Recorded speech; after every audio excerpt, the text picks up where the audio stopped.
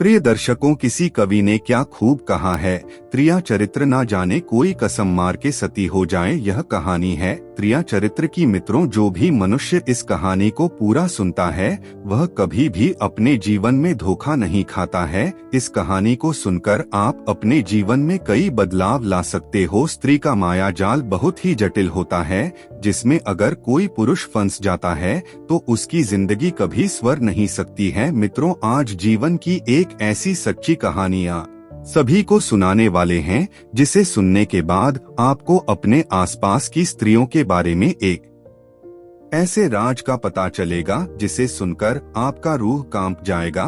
तो चलिए आज की कहानी की शुरू करते हैं। मित्रों, एक राजा की 7 रानियां थी।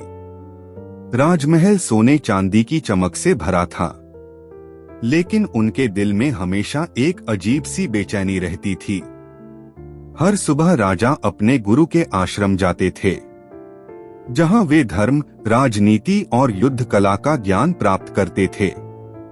एक दिन जब राजा अपने घोड़े पर सवार होकर घने जंगल से गुजर रहे थे, तो एक पनिहारी की लड़की नदी किनारे मिट्टी के घड़े में पानी भर रही थी।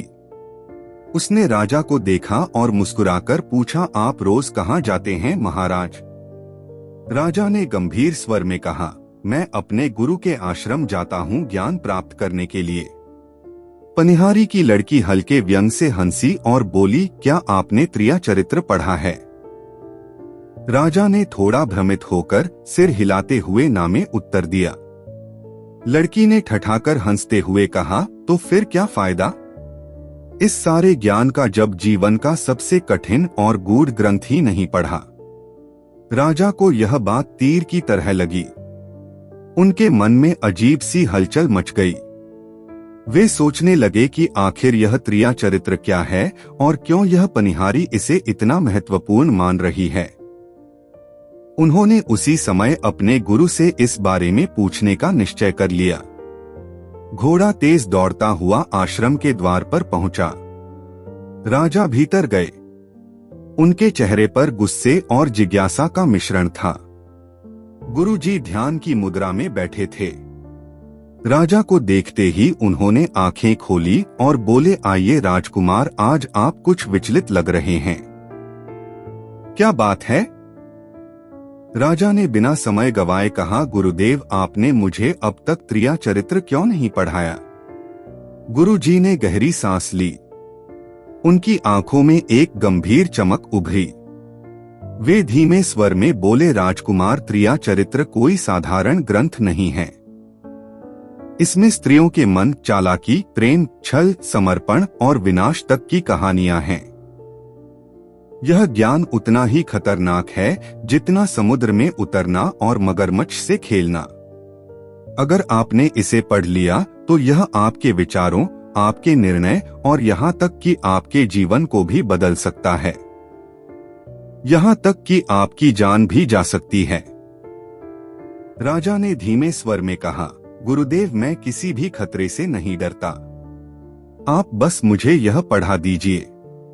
गुरुजी ने कुछ क्षण चुप रहकर कहा, राजकुमार, पहले आपको इसकी परीक्षा देनी होगी। अगर आप पहली परीक्षा में सफल हुए तो ही मैं आपको इसका पहला अध्याय पढ़ाऊंगा। राजा ने बिना झिझके हामी भर दी। गुरुजी ने कहा, यह परीक्षा साधारण नहीं है। आपको एक ऐसी महिला से मिलना होगा जो अपनी बुद्धि और चालाकी से आपके हर तर्क को मात देने की क्षमता रखती हो। आपको उसके साथ एक पूरा दिन बिताना होगा, लेकिन याद रखिए, उसके द्वारा कही गई हर बात को समझना और उसके पीछे का वास्तविक अर्थ जानना ही इस परीक्षा की कुंजी है। राजा को यह चुनौती स्वीकार थी। उन्होंने तुरंत पूछा, वह महिला कहाँ मिलेगी? गुरुजी ने कहा, वह वही पनिहारी है जिससे आप आज रास्ते में मिले थे। लेकिन सावधान रहना, वह साधारण पनिहारी नहीं है। उसके पीछे एक ऐसा रहस्य है जो तुम्हें हिला देगा। राजा का मन अब और भी जिज्ञासु हो गया। वे सोचने लगे कि आखिर यह साधारण दिखने वाली लड़की कौन है। क्या वह किसी राज्य की राजकुमारी है या कोई भटकती हुई योगिनी या फिर किसी अदृश्य शक्ति का अवतार? रात को राजा नींद में भी उसी की मुस्कान और उसकी बातों को याद करते रहे। सुबह होते ही वे बिना किसी को बताए अपने घोड़े पर सवार होकर उसी नदी किनारे पहुंचे। पनिहारी पहले से वहां मौजूद थी। आज उसकी आंखों में और भी रहस्यमयी चमक थी। उसने राजा को देखा और बिना कुछ कहे मुस्कुरा दी। फिर बोली, तो आ गए महाराज। क्या त्रिया चरित्र पढ़ने की इतनी जल्दी है? राजा ने दृढ़ता से कहा, हाँ, और मैं इसके लिए जो भी करना पड़े करूंगा। पनिहारी ने घड़ा पानी से भरते हुए कहा, तो पहला सवाल यह है महाराज, अगर आपको पता चले कि आपकी 7 रानियों में से एक ने आपके खिलाफ षड्यंत्र किया है तो आप क्या करेंगे? राजा ने बिना सोचे कहा, उसे दंड दूंगा। पनिहारी हंसी और बोली, यही गलती है। त्रिया चरित्र सिखाता है कि हर महिला के हर कदम के पीछे कोई ना कोई वजह होती है। कभी कभी जो दिखता है वह सच नहीं होता। राजा ने गहरी सांस ली। उसे एहसास हुआ कि यह परीक्षा आसान नहीं होगी। पनिहारी ने कहा, अगर यह समझना है तो आज मेरे साथ गांव चलिए और वहां जो कुछ होगा उसे देखिए। फिर बताइए कि आपने क्या सीखा। राजा ने उसकी बात मान ली। वे दोनों गांव की ओर बढ़े, लेकिन जैसे ही वे गांव में पहुंचे वहां का माहौल अजीब था। लोग फुसफुसा रहे थे, कुछ दरवाजे बंद कर रहे थे और दूर से ढोल की धीमी आवाज आ रही थी। पनिहारी ने राजा को एक पुराने पीपल के पेड़ की ओर ले जाते हुए कहा, यहीं से असली पाठ शुरू होता है। पनिहारी ने पीपल के पेड़ की मोटी जड़ों के पास रुककर राजा की ओर देखा। उसकी आंखों में अब एक अजीब सी गंभीरता थी। उसने धीमे स्वर में कहा, महाराज, इस गांव में हर औरत का एक रहस्य है और अगर आपने उसे समझ लिया तो ही आप त्रिया चरित्र का पहला पाठ सीख पाएंगे। राजा ने चारों ओर देखा। वहां कुछ औरतें अपने अपने घरों से निकल रही थी। सभी ने लाल रंग की चुनरियां ओढ़ रखी थी और उनके हाथों में मिट्टी के दीपक थे। वे चुपचाप पीपल के चारों ओर घूम रही थी और कुछ गुनगुना रही थी। पनिहारी ने राजा से कहा, इनमें से एक औरत कल रात अपने पति को जहर देकर मार चुकी है, लेकिन उसका कोई सबूत नहीं है। अगर आप बता दें कि वह कौन है और उसने ऐसा क्यों किया तो आप परीक्षा पास कर लेंगे। राजा के माथे पर पसीना आ गया। यह काम आसान नहीं था। उन्होंने औरतों को ध्यान से देखना शुरू किया। तभी उनकी नजर एक औरत पर पड़ी जिसके होठ कांप रहे थे, लेकिन उसकी आंखें स्थिर थी जैसे कोई डर छिपा रही हो। राजा उसके पास गए और बोले, तुमने यह क्यों किया? वह औरत चौंक गई और बोली, मैंने कुछ नहीं किया महाराज। लेकिन उसकी आवाज में कंपन था। तभी पनिहारी ने राजा के कान में फुसफुसाया, अगर तुमने गलत आरोप लगाया तो यह गांव तुम्हें कभी माफ नहीं करेगा। राजा एक पल के लिए चुप रहे, फिर बोले, तुम्हारे हाथ में चंदन की महक है, लेकिन यह गांव चंदन इस्तेमाल नहीं करता। यहाँ सिर्फ श्मशान में लाश जलाने के लिए चंदन आता है। इसका मतलब तुम कल रात श्मशान गई थी। औरत के चेहरे का रंग उड़ गया। वह रो पड़ी और बोली, हाँ महाराज, मैंने अपने पति को जहर दिया क्योंकि वह हर रात मुझे पीटता था, मेरे बच्चों को भूखा रखता था और दूसरी औरत के साथ संबंध रखता था।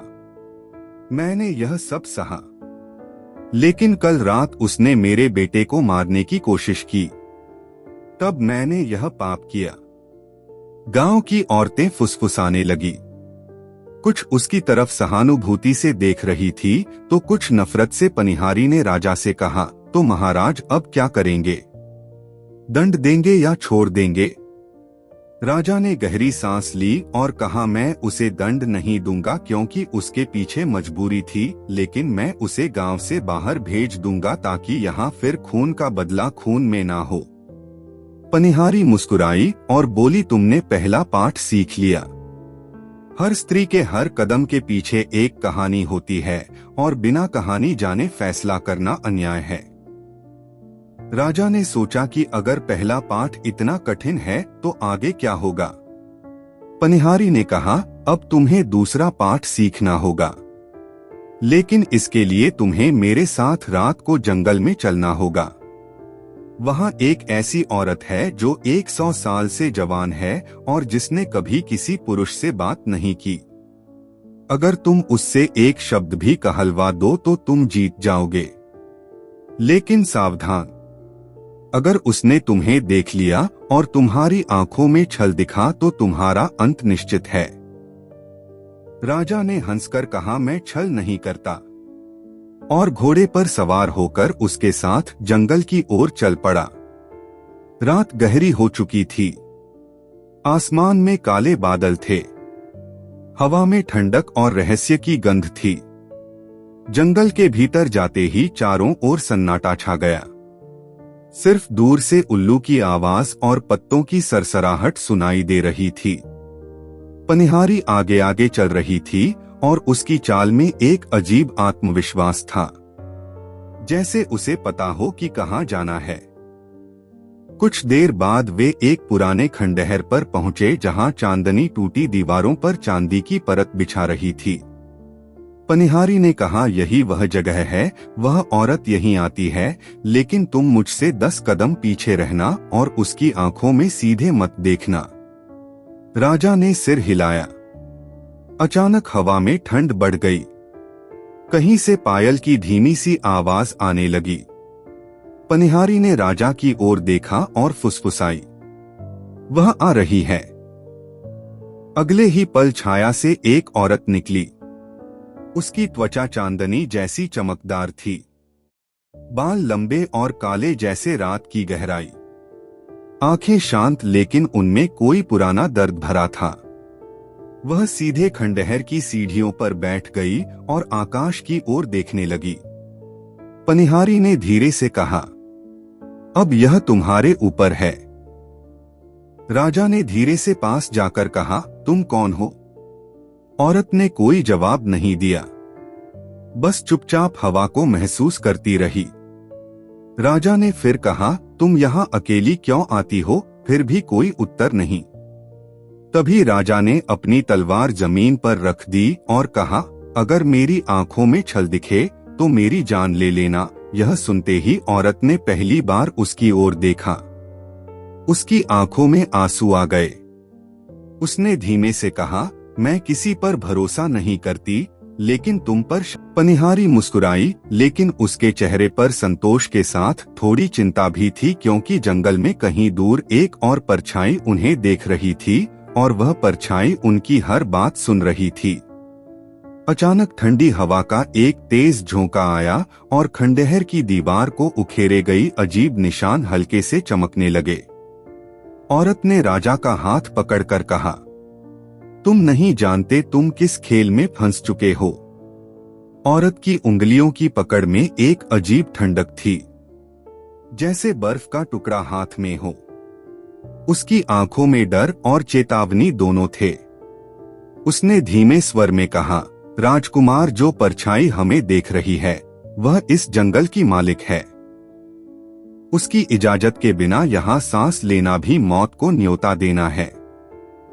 राजा ने तलवार उठाते हुए चारों ओर नजर दौड़ाई, लेकिन उन्हें कुछ दिखाई नहीं दिया। सिर्फ हवा का तेज झोंका और पत्तों की फड़फड़ाहट सुनाई दी। तभी पनिहारी ने गंभीर आवाज में कहा, महाराज, यह समय लड़ने का नहीं है। यह परछाई ना शरीर वाली है ना आकार वाली। यह सिर्फ एक स्त्री का श्राप है जो 100 बरस पहले मरी थी, लेकिन इस जंगल से कभी गई नहीं। राजा ने पहली बार महसूस किया कि हवा में एक अजीब सी घुटन है, जैसे कोई अदृश्य शक्ति उनके चारों ओर घूम रही हो। अचानक उनके कान में एक स्त्री की धीमी हंसी गूंजी जो ना पास से आ रही थी ना दूर से। राजा का हाथ तलवार की मूठ पर कस गया। तभी सामने की झाड़ियों से काले धुएं का गुब्बार उठा और उसमें एक चेहरा बनने लगा। वह चेहरा खूबसूरत भी था और डरावना भी। उसकी आंखें कोयले जैसी काली और होठों पर हल्की सी मुस्कान थी। वह बोली, राजकुमार, तुम यहाँ त्रिया चरित्र सीखने आए हो? लेकिन क्या तुम जानते हो कि इसका असली मतलब क्या है?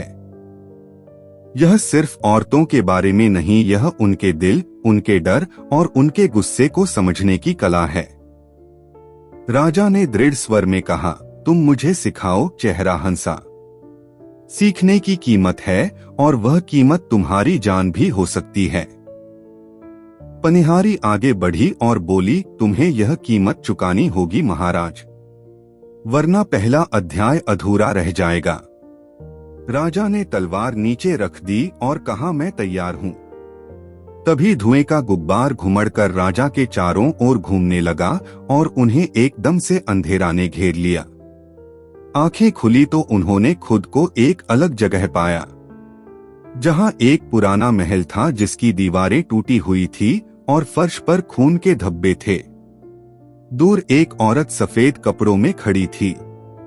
उसके हाथ में सुनहरी पायल थी जिसे वह बार बार देख रही थी। राजा धीरे से उसके पास गए और पूछा, तुम यहाँ क्यों हो? औरत ने सिर उठाया और कहा, मैं इस पायल के कारण मरी हूँ। इसे पाने के लिए मेरे अपनों ने मुझे मार डाला। राजा ने पूछा, तुम्हारा अपना कौन था? वह चुप रही, सिर्फ आंखों से आंसू बहते रहे। तभी पनिहारी की आवाज कहीं से आई, महाराज, यह दूसरा पाठ है। कभी भी किसी स्त्री की चुप्पी को कमजोरी मत समझना। उसकी चुप्पी के पीछे तूफान हो सकता है। राजा को महसूस हुआ कि औरत की आंखों में कोई गहरी बात छिपी है, लेकिन वह खुलकर नहीं कह रही। तभी अचानक महल की छत से मिट्टी और पत्थर गिरने लगे। एक जोरदार आवाज गूंजी, राजा, अगर तुमने इसे बचाया तो तीसरा पाठ शुरू होगा, लेकिन अगर नहीं बचा पाए तो तुम्हारी आत्मा यहीं फंस जाएगी। राजा ने बिना सोचे उस औरत का हाथ पकड़ा और उसे बाहर की ओर दौड़ाया। महल की दीवारें गिर रही थी, धूल का गुब्बार आंखों में भर रहा था। बाहर निकलते ही वे फिर उसी जंगल में आ गए, लेकिन इस बार हवा में सिर्फ सन्नाटा था। परछाई गायब थी और पनिहारी गहरी सांस ले रही थी, जैसे उसने कोई बड़ा बोझ उतार दिया हो। उसने राजा से कहा, तुमने दूसरा पाठ भी सीख लिया। किसी स्त्री के अतीत को समझे बिना उसके वर्तमान का न्याय नहीं किया जा सकता। राजा ने कहा, अब तीसरा पाठ क्या है? पनिहारी ने हल्की मुस्कान दी, तीसरा पाठ तुम्हें इस जंगल के उस हिस्से में मिलेगा जहां कोई इंसान 100 साल से नहीं गया। वहां एक स्त्री रहती है जो खुद को देवी मानती है, लेकिन वह जितनी सुंदर है उतनी ही निर्दय भी। अगर उसने तुम्हें परखने का निश्चय कर लिया तो तुम जीवित वापस नहीं आओगे। राजा ने कहा, मैं जाऊंगा। रात गहरी थी, चांद बादलों में छिपा था। पनिहारी राजा को एक संकरी पहाड़ी से ले गई जो काले पेड़ों के बीच से गुजर रही थी। हवा में धूप और चंदन की मिलीजुली खुशबू थी। कुछ देर बाद वे एक खुले मैदान में पहुंचे जहां बीच में पत्थर का बना एक सिंहासन था और उस पर बैठी थी वह स्त्री।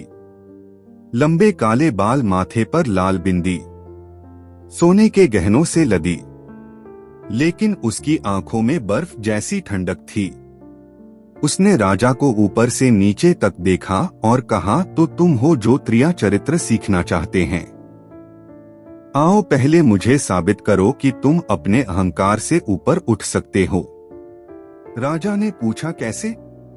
वह मुस्कुराई, मेरे पैरों के पास बैठ जाओ और एक शब्द कहे बिना तब तक बैठो जब तक मैं तुम्हें उठने का आदेश ना दूं।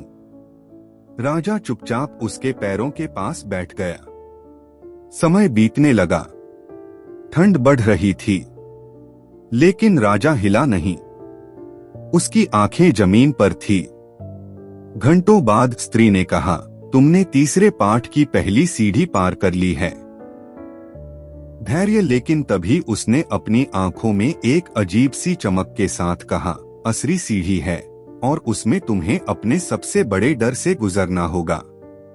तभी अचानक जमीन फट गई और उसके नीचे अंधेरा गहराने लगा। राजा को लगा जैसे वह किसी अनदेखी खाई में खींच रहा है। पनिहारी ने चिल्लाकर कहा, महाराज, अब जो होने वाला है वह या तो आपको अमर कर देगा या हमेशा के लिए खत्म। राजा का शरीर जैसे किसी अदृश्य शक्ति ने खींचकर उस काली खाई में गिरा दिया। चारों ओर सन्नाटा और ठंडक थी। हवा में अजीब सी गंध थी।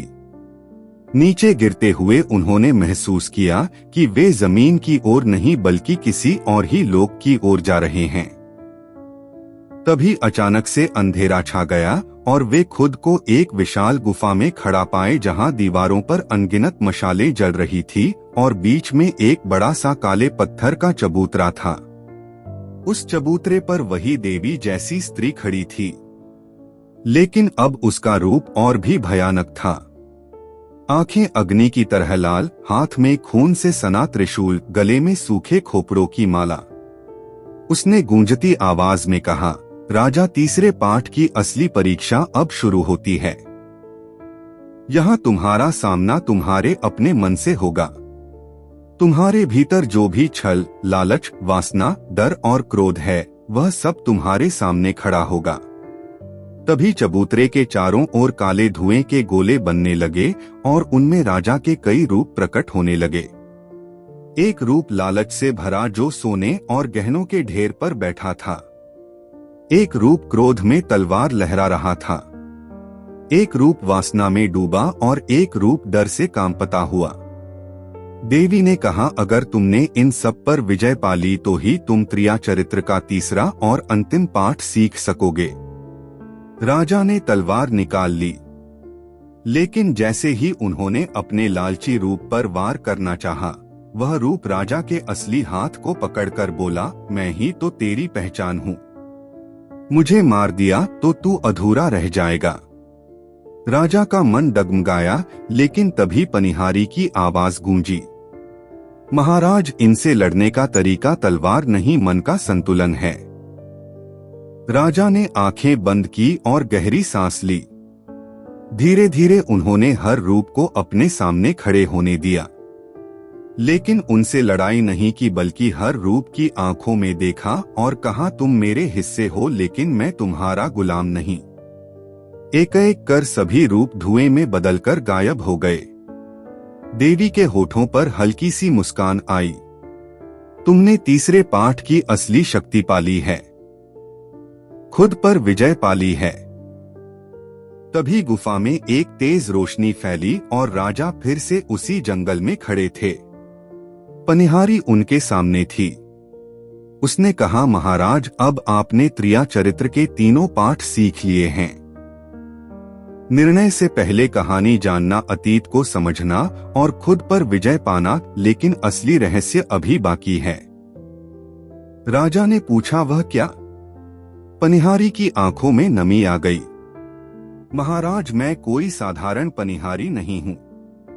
मैं आपके गुरु की पहली शिष्या हूँ, जिसे उन्होंने त्रिया चरित्र का ज्ञान देने के बाद श्राप दिया कि जब तक कोई राजा इन तीनों पाठों को नहीं सीख लेता मैं मानव रूप में भटकती रहूंगी। राजा चौंक गए, तो क्या अब तुम मुक्त हो जाओगी? पनिहारी ने सिर हिलाया। हाँ, लेकिन इस मुक्ति की कीमत तुम्हें चुकानी होगी। राजा ने कहा, जो भी हो मैं तैयार हूँ। तभी पनिहारी ने आकाश की ओर देखा और जोर से मंत्र पढ़ा। तुरंत आकाश काला हो गया। बिजली चमकी और हवा में से एक विशाल छाया उतरी। वह उनके गुरु का रूप था, लेकिन और भी विशाल और भयावह। उसकी आंखों में अग्नि थी और स्वर में गड़गड़ाहट। राजकुमार, तुमने तीनों पाठ सीख लिए, लेकिन अब आखिरी परीक्षा मुझसे है। अगर तुम जीत गए तो त्रिया चरित्र तुम्हारा होगा और मेरी शिष्या मुक्त। अगर हार गए तो तुम्हारी आत्मा हमेशा के लिए मेरे ज्ञान में कैद हो जाएगी। राजा ने तलवार कसकर पकड़ी। पनिहारी उनके पीछे खड़ी थी। उसकी आंखों में डर और उम्मीद दोनों थे। गुरु की छाया ने त्रिशूल उठाया और धरती पर मारते ही चारों ओर से आग की लपटें उठी। जंगल का हर पेड़ लाल आभा में चमकने लगा। हवा में जलने की गंध फैल गई। राजा ने तलवार उठाकर आगे कदम बढ़ाया। उनकी आंखों में अब डर नहीं था, सिर्फ एक दृढ़ता थी कि यह लड़ाई सिर्फ जीतने की नहीं बल्कि सत्य को पूरा करने की है। गुरु की छाया मुस्कुराई और बिजली जैसी तेज गति से राजा पर झपटी। अगला पल इतना तेज था कि पनिहारी भी समझ नहीं पाई। केवल धातु के टकराने की भयानक आवाज गूंजी। आग की लपटें और तेज हो गई और अचानक धरती फटने लगी, जैसे यह जंगल अब इस युद्ध को सह नहीं पाएगा। मित्रों, इसलिए चाणक्य, विदुर और शुक्र नीति में बताया है कि स्त्री या पुरुष पर आंख बंद करके कभी भरोसा नहीं करना चाहिए, अन्यथा आपको आखिरी में धोखा ही मिलेगा। इसलिए हमेशा प्रत्येक मनुष्य को सतर्क रहना होगा, अन्यथा मनुष्य का जीवन बहुत कष्टों भरा हो जाता है। प्रिय दर्शकों, आपको यह कथा कैसी लगी कमेंट करके अवश्य बताएं। जानकारी अच्छी लगी तो वीडियो को लाइक जरूर करें और कमेंट में जय श्री कृष्ण अवश्य लिखें। साथ ही चैनल को सब्सक्राइब करें ताकि ऐसी ही आध्यात्मिक जानकारी आपको प्राप्त हो सके। आप सभी का धन्यवाद।